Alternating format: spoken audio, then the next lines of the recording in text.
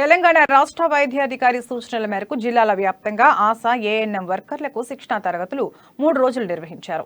నిజ్పల్లి కేంద్రంలోని కమ్యూనిటీ ఆరోగ్య కేంద్రంలో డాక్టర్ నాగరాజు జిల్లా ప్రోగ్రాం శిక్షణా తరగతుల officer doctor Venugopal PO DTT office coordinator శిక్షణా తరగతులు నిర్వహించారు. ప్రాథమిక ఆరోగ్య సేవల కార్యక్రమంలో భాగంగా నిజామాబాద్ జిల్లాలో 1027 ఆశా వర్కర్లు 390 ఏఎన్ఎంలు ఉన్నారని డాక్టర్లు నాగరాజు వేణుగోపాల్ చెప్పారు.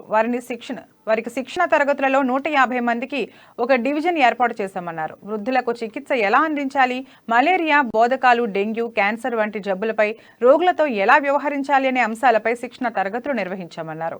ఈ కార్యక్రమంలో భాగంగా Nagamani health supervisor, Esther health supervisor and Rani public health nurse, ASHA వర్కర్లు, ఏఎన్ఎంలు పాల్గొన్నారు.